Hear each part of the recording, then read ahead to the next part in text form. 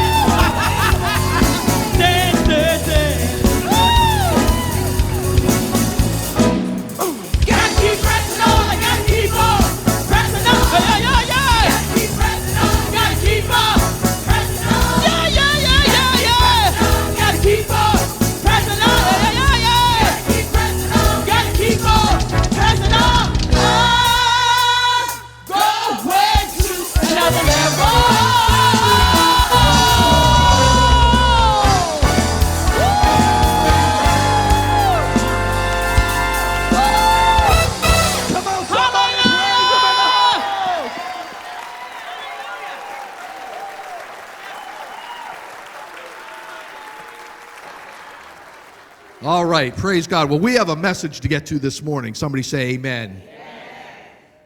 Woo-wee. My. So we've been doing a study out of the book of Daniel. So if you have your Bibles, you could just go ahead and open it up to Daniel chapter 3. We are going to exclusively stay in that chapter this morning.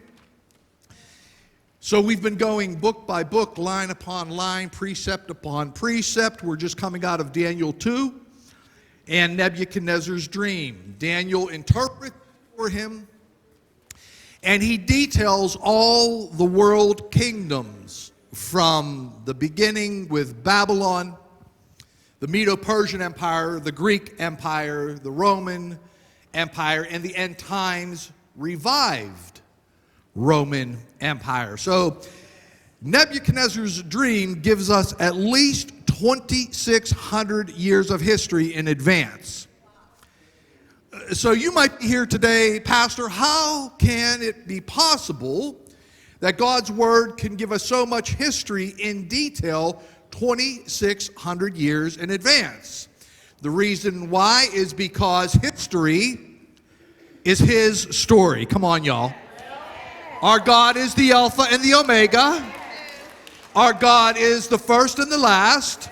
Our God knows the end from the beginning and the beginning from the end. Come on, somebody help me say amen. So just for a little bit of clarity, because I kind of ran out of time in the last message, I want to clarify something for you here concerning the end time revived Roman Empire. And last week, you have to go on YouTube to check it out, I laid out my thesis on why I believe that the nation of Turkey would be the headquarters of the revived Roman Empire. Some people would say that it's going to be headquartered in Rome or at least Europe, right? Not necessarily true. Here's why. I have a slide here, if you could get this up for me, Caleb. This is a slide of the Roman Empire, and you could see that it included Europe, Northern Africa, Asia Minor, which included Turkey, Syria, Israel, and beyond. So this is the Roman Empire. So when we read and we hear teaching about the revived Roman Empire, quickly we want to think of Rome and Italy. And obviously, the Roman government, the Catholic Church, the Holy Catholic Church, it morphed in from the political government into the religious government, or the religious hierarchy, or however you want to call it nowadays. So a lot of people think that the headquarters will be in Rome, Italy. But listen, number one, I believe that the Roman Empire, the revived Roman Empire, represents the dividing of the 2 feet that we read in Daniel last week. With the 10 toes, meaning 10 nations or 10 areas, the Bible says that iron and clay do not mix. And we know the East and the West philosophies do not mix. We know that Sharia law and Western constitutions do not mix. We know that Islam and Christianity do not mix, and it's all divided right here, as we learned last message, right at Constantinople, or modern-day Istanbul, Turkey, which is the only city in the world that straddles 2 continents. All right, so I believe that that's where the dividing line is. Number 2, watch this. That is where, in Turkey, that is where Satan's home is located, according to Revelation chapter 2, verse 13. It's in Pergamum. Jesus said in Revelation chapter 2, verse 13, he said, "Devil, I know your home address, and one day I'm coming for you." Come on, y'all. It's clear in the Bible where Satan's abode is. We know that he is not omnipresent. He isn't everywhere all the time. Only our God is omnipresent. Only our God is everywhere all the time. Only our God is omniscient, knowing all. The devil doesn't know everything. He probably knows a whole lot than you or me, but believe me, he doesn't know everything. And he's certainly not omnipotent like our God. Our God is omnipotent, meaning he is all-powerful. He's a creator. The devil has been created. Come on, somebody. So the revived Roman Empire that will produce the Antichrist will include at least all of these nations. Therefore, the Antichrist does not necessarily have to come, or does he have to be European. Actually, he's most likely to be of Jewish descent or of Islamic descent. And we will see that in the later chapters of the book of Daniel. So let's go back to Nebuchadnezzar's dream. Daniel told him, if you remember the message, Daniel said, hey, Nebuchadnezzar, you are the head of gold, then the belly or the arms of silver, then the belly of bronze, and then the feet and the legs of iron. But he said that Nebuchadnezzar, you are that head of gold. And obviously, this gold image went to the head of Nebuchadnezzar. So in chapter 3, as we're going to read, he built a statue of himself out of gold. One last thing, remember that Babylon is polytheistic, meaning they believe in many gods. It's not a monotheistic society, which we believe in Christianity there is one God. The Jews believe that there is one God. Islam believes that there is one God. Babylon was polytheistic, believing in many gods. So even though, as Nebuchadnezzar stated in chapters 1 and 2, that Daniel's God was a God of gods and everyone needs to honor Daniel's God, there were still other gods, and Nebuchadnezzar believed that he was one of them. Y'all with me? Say amen. Amen. Let's pray. Our Father, in Jesus' name. Lord, we thank you for your word today. Father, I pray that you would just stir up our hearts, the soil in our hearts, that your word might come forth and bring forth fruit out of our lives, God. That your word might take root in our lives, Father God. That it might bring transformation. Father, that we be transformed even into the image of your Son, Jesus Christ. We'll be careful to give you all the praise, glory, and honor in the matchless holy name of Yeshua, Jesus, we pray. All of Judah shouted amen. Amen. Daniel chapter 3, beginning right at verse 1. Now, many of you, if you've been to Sunday school or any kind of a Bible class, you're going to be familiar with this story. Verse 1 says, King Nebuchadnezzar made an image of gold, 60 cubits high and 6 cubits wide, and set it up on the plain of Dura in the province of Babylon. He then summoned the satraps, the prefects, governors, advisors, treasurers, judges, magistrates, and all the other provincial officials to come to the dedication of the image he had set up. So the satraps, the prefects, governors, advisors, treasurers, judges, magistrates, and all other provincial officials assembled for the dedication of the image that King Nebuchadnezzar had set up, and they stood before it. Verse 4, then the herald loudly proclaimed, nations and people of every language, this is what you are commanded to do. As soon as you hear the sound of the horn, the flute, the zither, the lyre, the harp, the pipe, and all kinds of music, you must fall down and worship the image of gold that King Nebuchadnezzar has set up. Whoever does not fall down and worship will immediately be thrown into a blazing fire. So let's pause.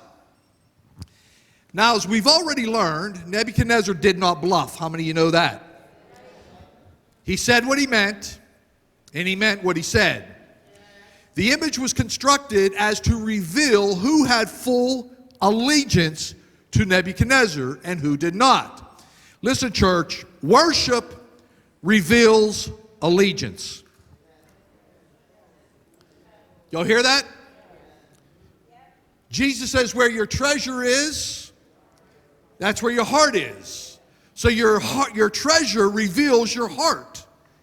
Our worship reveals our allegiance. Now let me parallel something for you out of Daniel chapter 3 to something in Revelation 13. Watch this. In Revelation 13, how many of you know that's where the Bible talks about the mark of the beast? It talks about the mark of the beast is 666. If you don't accept the mark of the beast, the Bible says that you will be beheaded. You will be required to make allegiance to the Antichrist. With Nebuchadnezzar, you must also make allegiance by bowing down to his mark, if you will. bowing down to his statues. Now watch this.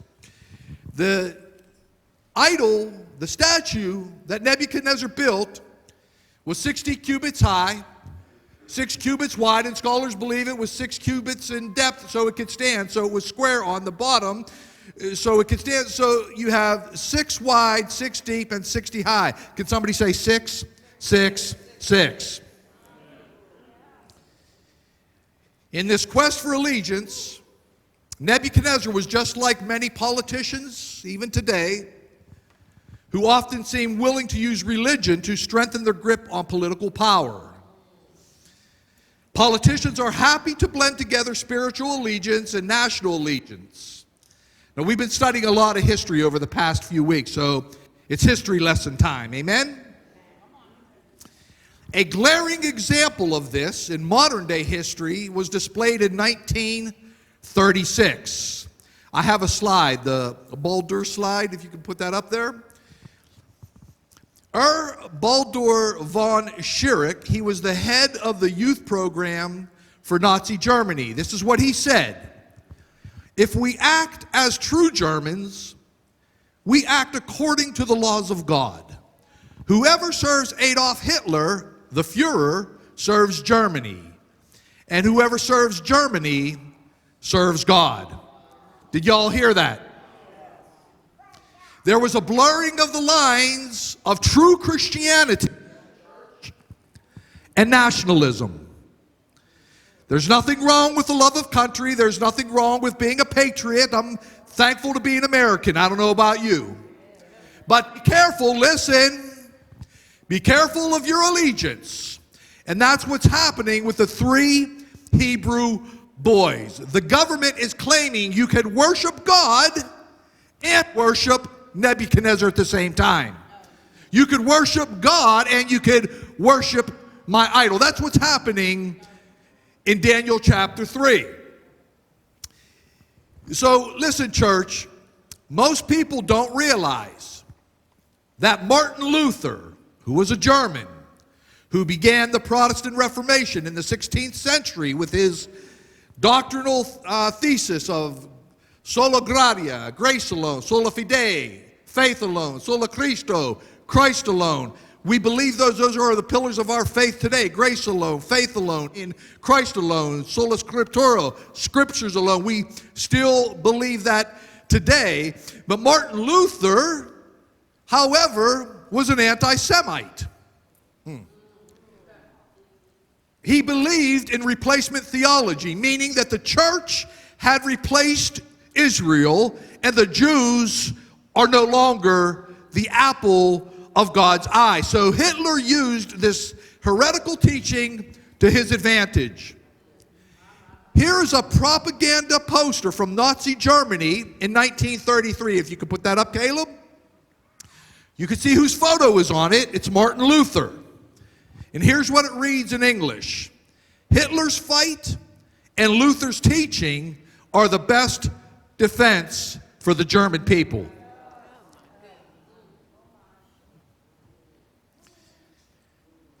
Because of this, now watch this, watch. Keep your ears and eyes open, spiritually watch.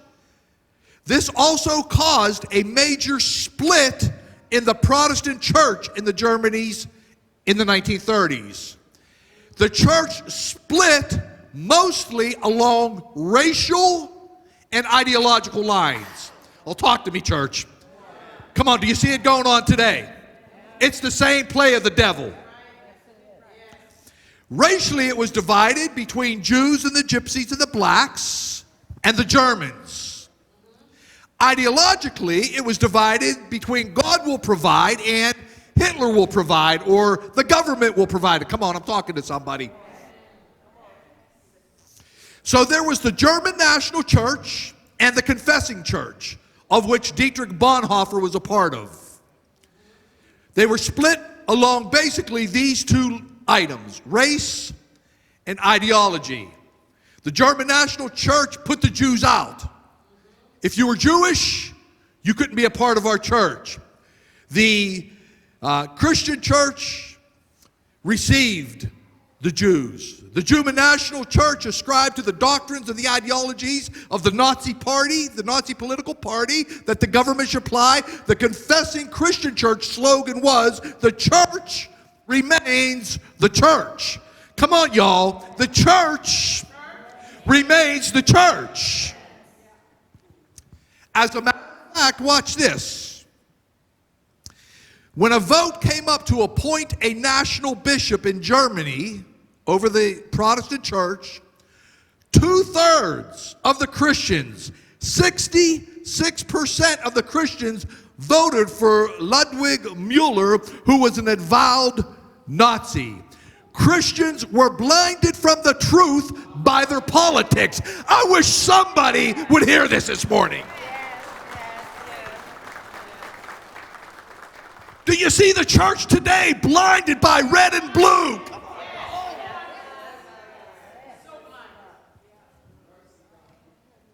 My God. 66%. And Hitler used the church to help achieve his goals. Honey, not only did he kill 6 million Jews, but he murdered hundreds of thousands of gypsies, hundreds of thousands of blacks, thousands and thousands and thousands of Bible-believing Christians as well. His desire was to wipe out every person that was not a part of his political party or his master race.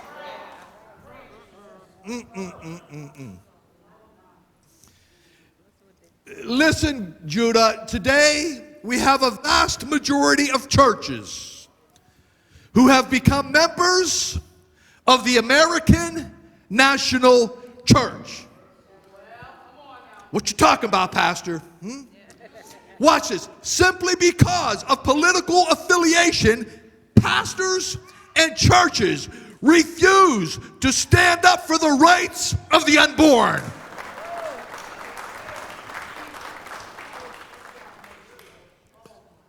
They refuse to stand up and speak out concerning the redefinition of marriage. Oh, my tithers might walk out. Honey, there's the door.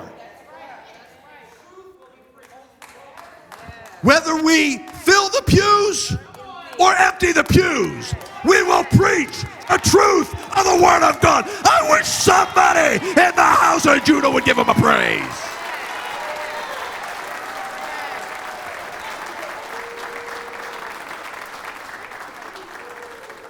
The pulpit is silent concerning these school districts, telling children that they can decide which sex you want to be at 6 years old.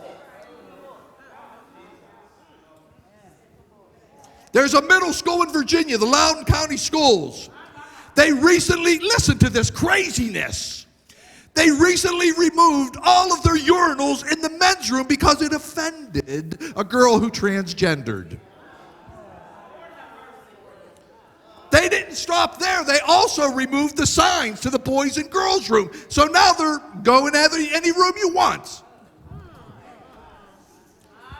The pulpits are silent.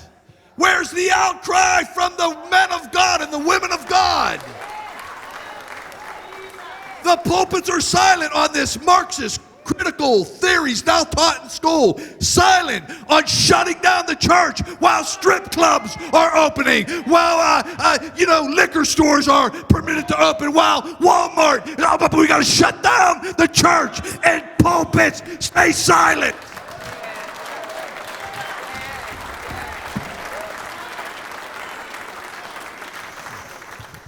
These weak-kneed, yellow-bellied preachers' motto is, let's go along to get along. Honey, listen, the church was never meant to go along to get along with the world. We are in this world. We're not of it. We've been called out and set apart. Come on, Judah. Somebody give our God a praise in this place.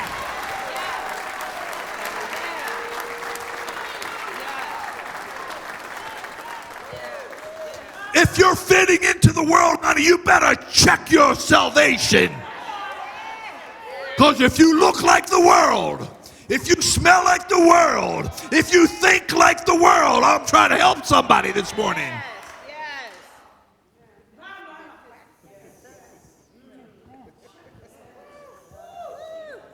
Hallelujah.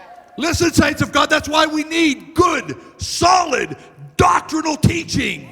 We need to know the Word of God. We need to know the truth, because politicians will distort it. They'll twist it and try to use it to defend their nefarious socialistic ambitions. Let's move on. Verse 7. Therefore,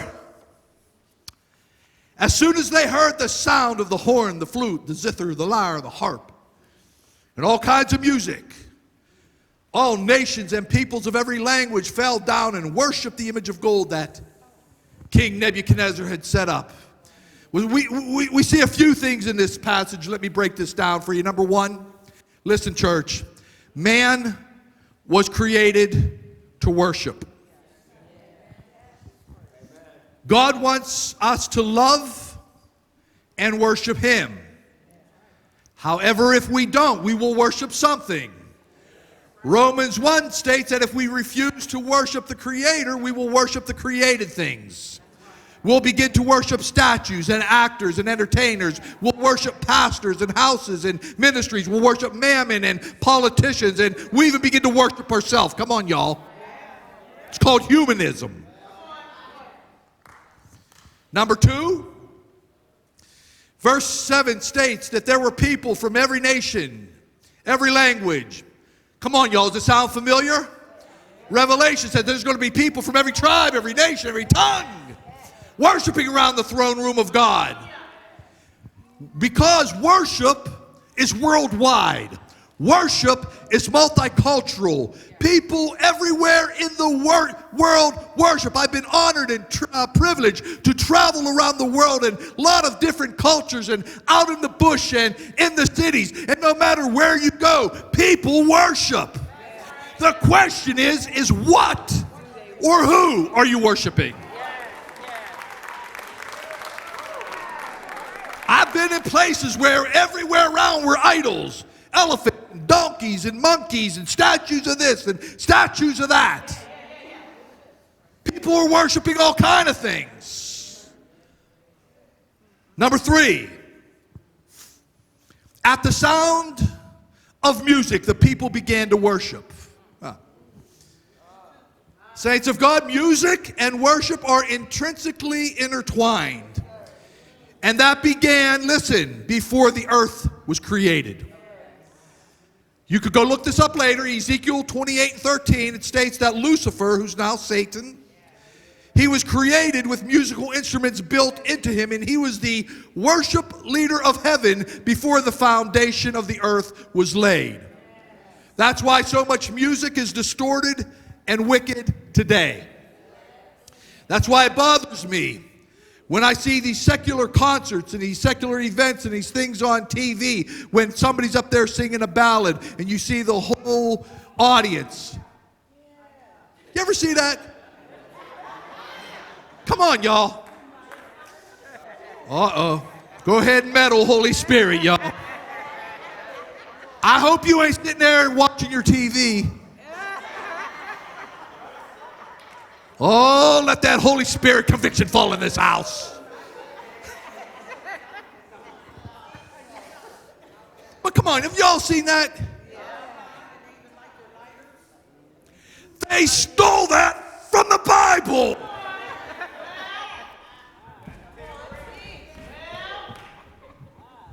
The lifting of hands, let me teach you something, honey, is a posture of worship. My God.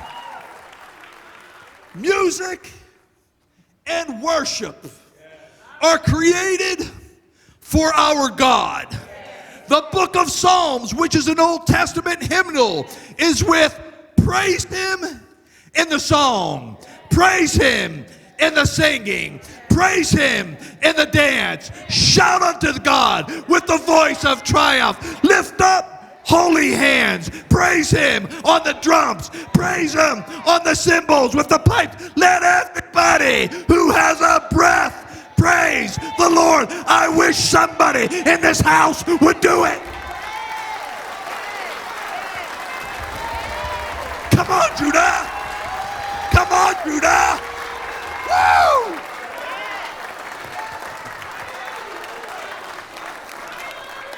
My God.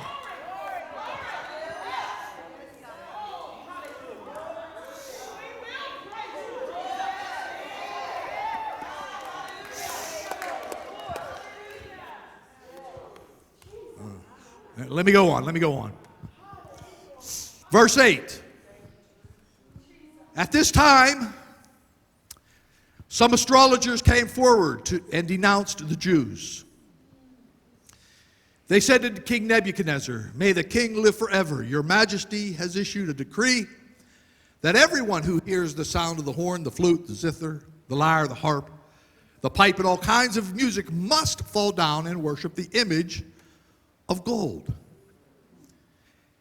And that whoever does not fall down and worship will be thrown into a blazing furnace. But there are some Jews whom you have set over the affairs of the province of Babylon, Shadrach, Meshach, and Abednego, who pay no attention to you, your majesty. They neither serve your gods nor worship the image of gold that you have set up." So Nebuchadnezzar, he was okay with non-exclusivity. Okay, he's okay with non-exclusivity. He himself declared that the God of the Jews was great, and we read that in the previous chapters. They were polytheistic in Babylon, meaning they had many gods. So he was okay if you worship the God of Israel, the God of Abraham, Isaac, and Jacob, as long as you worship my God or my statue as well. So he was okay with non-exclusivity. Remember, the mark of the beast in Revelation 13 is the same way. Listen, saints, you can still love your Jesus, but you're going to have to take the mark.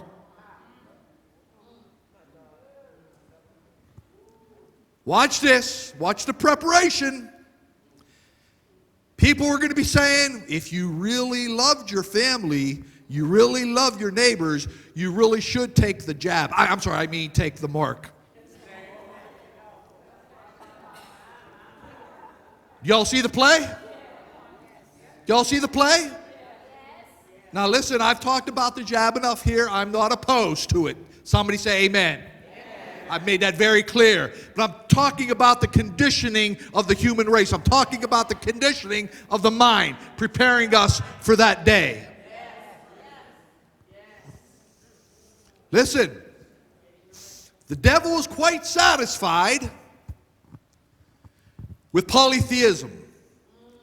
The devil is fine with people going to church on Sunday, but living a party life on Saturday night. Well, I think I'm going to go ahead and meddle a little bit here, y'all. See, the devil's okay with a little Jesus here and a little Jesus there while you continue to shack up with your boo. See, the devil's okay with that. He's all right. He's okay with you reading the word of truth, but then lying on your job for that new promotion or that new sales account. Somebody in this house needs to hear this. Our God is not okay with that. We serve one God. Our God is not all-inclusive. He's extremely exclusive. We serve a jealous God. We are to have no other gods before him and make no graven images unto him, be it tangible or not. We serve one God. Well, Pastor, like Oprah said, I could never really love a God who was jealous. You know, that's why she so-called left the Christian faith. Because a pastor said that we serve and love a jealous God. That seems kind of selfish. That seems kind of controlling. Really? Well, let me ask you this. Ask your spouse if it's okay to have another squeeze on the side all during the week, but then you'll hook up with your wife on Sunday.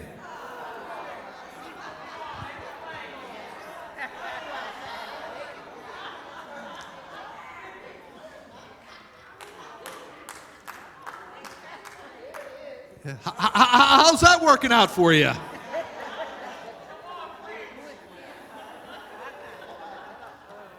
Oh, baby, I love you on Sunday, but Monday I got to go see my squeeze.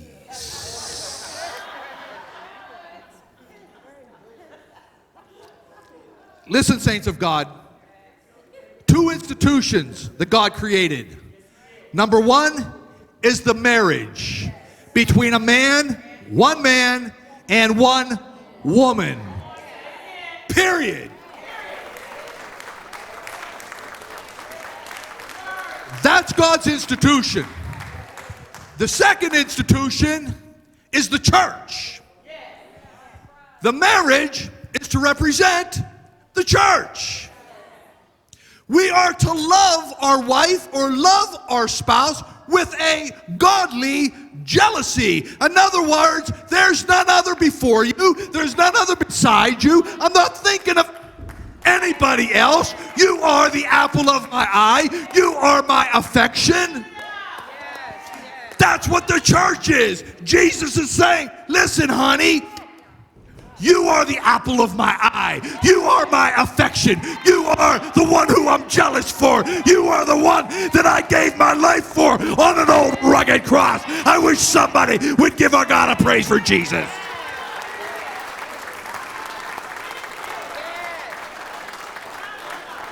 But a lot of Christians playing footsies with Jesus. Jesus isn't coming back for a mistress, honey. He ain't coming back for a boo. He ain't coming back for a girlfriend. Honey, he's coming back for a bride. Come on, y'all.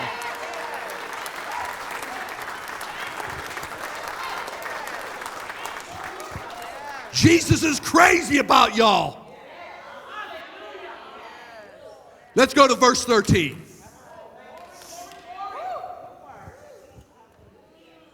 Furious with rage, Nebuchadnezzar summoned Shadrach, Meshach, and Abednego. So these men were brought before the king. And Nebuchadnezzar said to them, is it true, Shadrach, Meshach, and Abednego, that you do not serve my gods or worship the image of gold that I have set up? Now when you hear the sound of the horn, the flute, the zither, the lyre, the harp, the pipe, and all kinds of music, if you are ready to fall down and worship the image I made, very good. But if you do not worship it, you will be thrown immediately into the blazing furnace. Then what God will be able to rescue you from my hand? So the three Hebrew boys are called on the carpet. So it's time to, listen, honey, stand up or sit down. Nebuchadnezzar asked him, is it true? Here's the decision time. All the peer pressure was on them. The crowd was looking on, waiting for their decision. Is it true that you won't capitulate to society? Is it true that you won't bow down to my statue? Is it true that you want to remain unvaxxed? Oh, come on, church. I'm talking about a mandate that's trying to go down the pike. Y'all with me? It's not about a vaccine.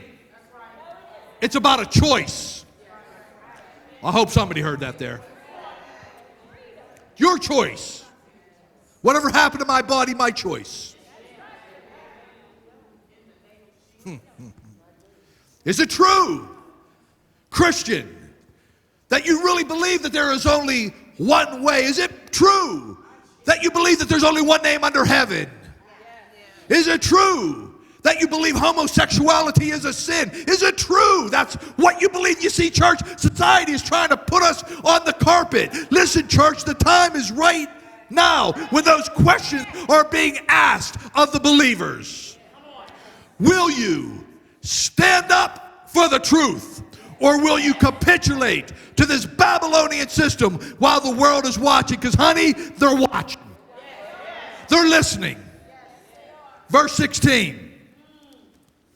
Shadrach, Meshach, and Abednego replied to him, King Nebuchadnezzar, we do not need to defend ourselves before you in this matter. If we are thrown into the blazing furnace, the God we serve is able to deliver us from it, and he will deliver us from it, from your majesty's hand. Here we go, to watch. But even if, somebody shout, even if he does not. We want you to know, your majesty, that we will not serve your gods or worship the image of gold that you have set up. Come on, somebody.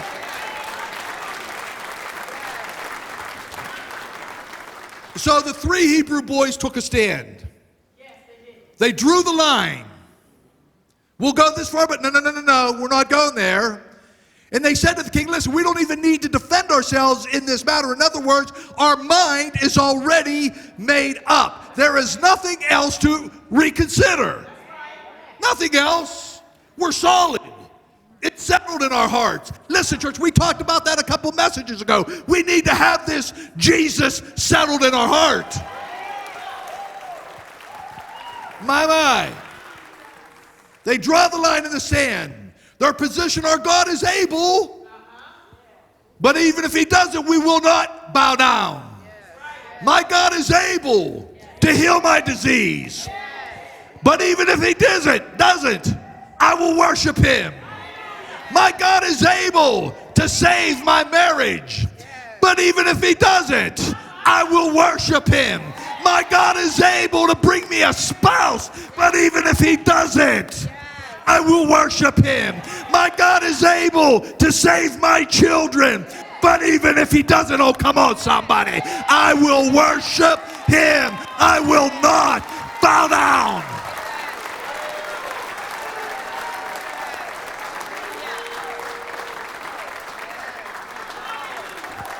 Honey, whether you're going or not, I'm going on with Jesus. Sometimes, y'all, you got to leave family behind.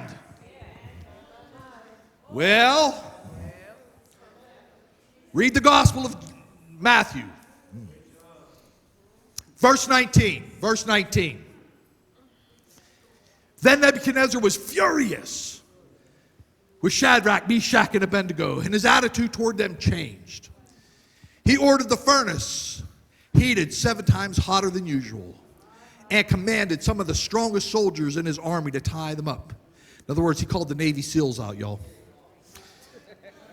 Tied up Shadrach, Meshach, and Abednego and throw them into the blazing furnace. Verse 21. So these men, wearing robes, trousers, turbans, and other clothes, were bound, thrown into the blazing furnace. The king's command was so urgent and the furnace so hot that the flames of the fire killed the soldiers who took up Shadrach, Meshach, and Abednego. And these 3 men, firmly tied, fell into the blazing furnace. Then King Nebuchadnezzar leaped to his feet in amazement and asked, hey, bro, weren't there 3 men that we threw into that fire? I can just imagine them like cleaning their eyes. Certainly, your majesty, he said, look, but I see 4 men walking around in the fire, unbound and unharmed. And the 4th looks like the son of the gods. Come on, church.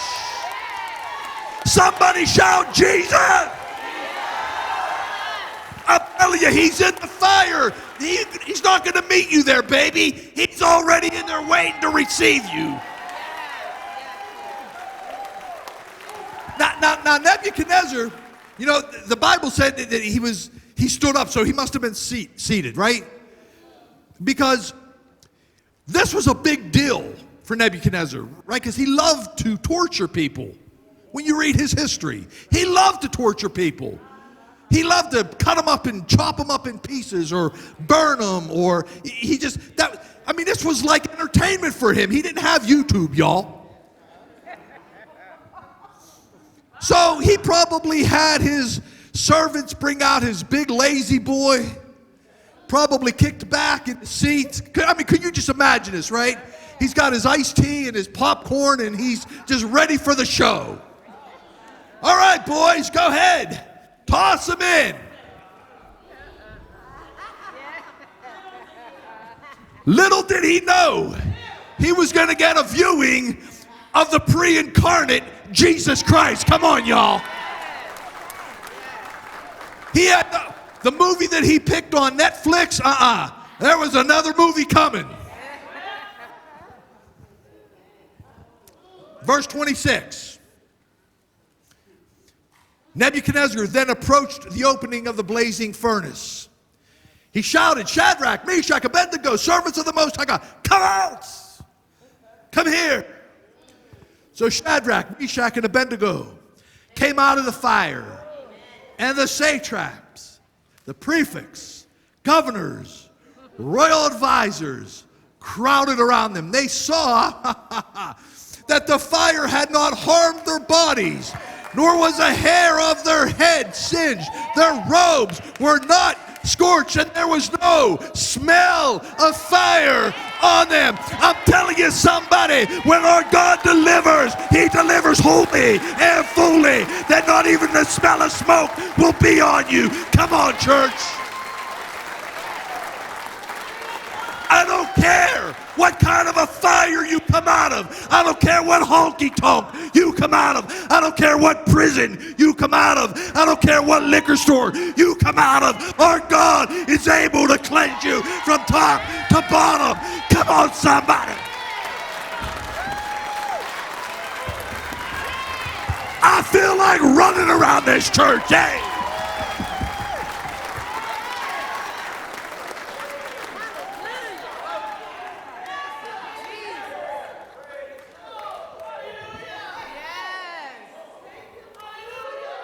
Where you been for the last 10 years?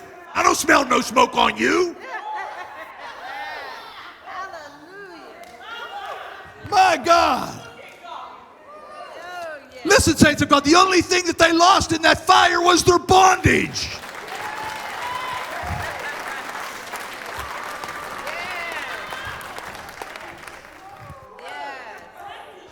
Honey, let me break something down here for you, y'all. Furnaces have a purpose in our lives. They're designed to free us from the bondages of this world.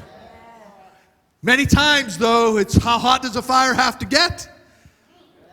How many times do we need to go through that same fire? Do I got a witness in the house? You've been through the same fire 2 times, 3 times. Come on, do I got a witness 10 times? And how many of you, he's not finished with you yet? Come on, y'all. I'm just trying to help y'all, trying to encourage you. Embrace your fire. But listen to me. No matter how many times you go through, no matter how hot the fire is, Jesus is right there with us. He won't be on time. He'll be waiting on you. He said, I will never leave you. I will never forsake you. Listen, gold is heated to a very high temperature. Why? To remove the dross, to remove the impurities. Fire in our lives, whether they come from man, from the devil, or from God. Did y'all hear that? They're designed to purify us. How did the goldsmith know when his gold was pure? How did he know when his gold had no more impurities? It was pure gold. Here's how he knew. He would take the pot of hot gold, and he would look into it, and when he could see a perfect reflection, oh, come on, somebody, I'm preaching, of his face, he knew the gold was pure. You see, God is looking into our face. He's looking into our lives. And when he can begin, oh, come on, church, when he can begin to see the reflection of his Son, Jesus Christ.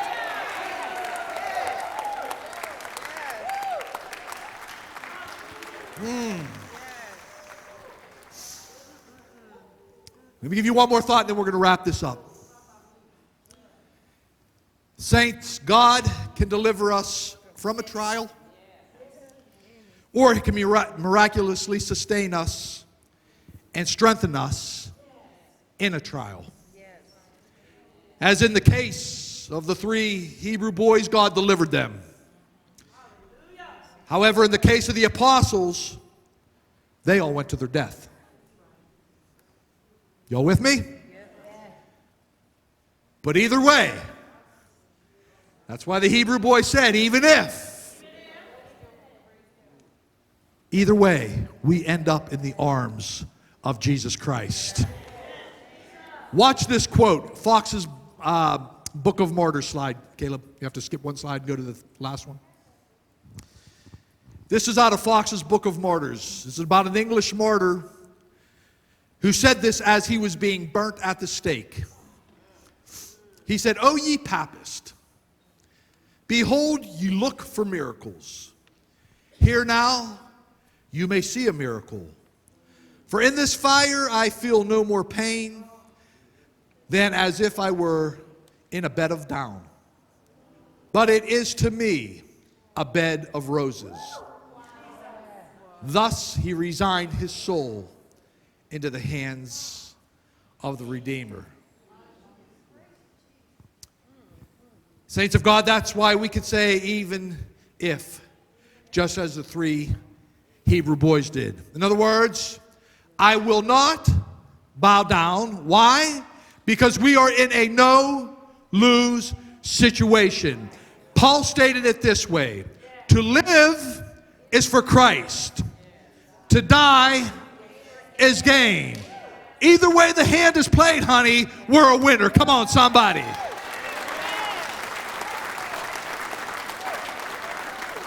All right, wrap it up. Last 2 verses. Verse 28. 3 verses. Then Nebuchadnezzar said, "Praise be to the God of Shadrach, Meshach, and Abednego, who has sent his angel and rescued his servants. They trusted in him and defied the king's command, and were willing to give up their lives rather than serve or worship any god except their own God. Therefore, I decree that the people of any nation or language who say anything against the God of Shadrach, Meshach, and Abednego," here Nebuchadnezzar goes again. He's going to cut people up into pieces, right? That's his favorite thing to do. And he's going to turn their houses into trash.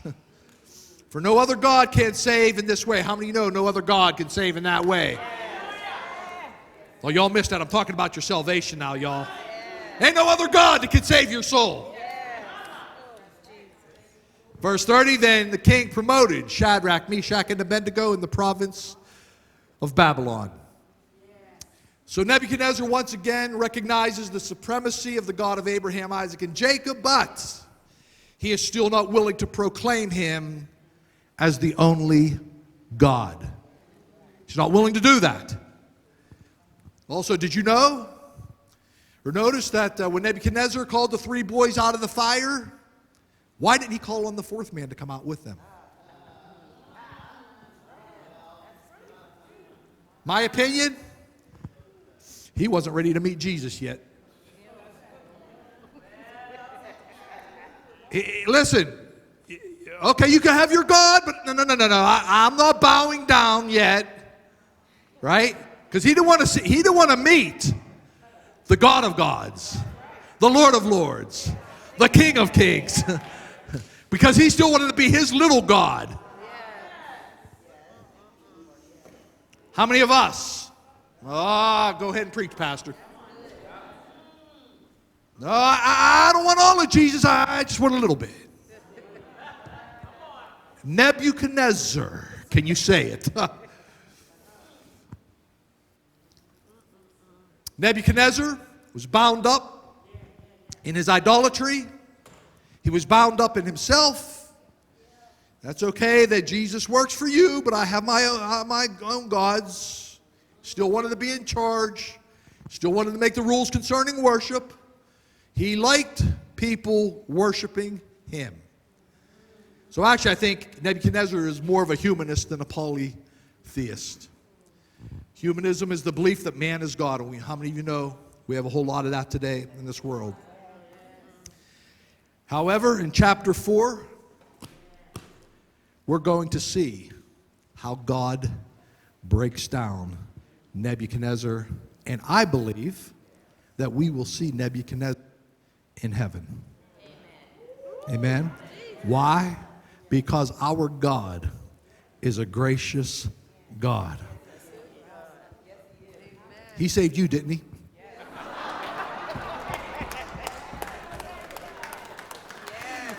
Hey, listen, just before you came to Christ, you were just as far away from Jesus as Nebuchadnezzar was. Oh, do I got a witness in this house? Some of us may even been further. But in chapter 4, that's a good tease to come back next week, right? We're going to see how God does break Nebuchadnezzar down, and he bows his knee to the King of Kings and the Lord of Lords. Because how many of you know our God reigns? If you believe that this morning, come on, put your hands together, stand on your feet, and give our God a big praise in here.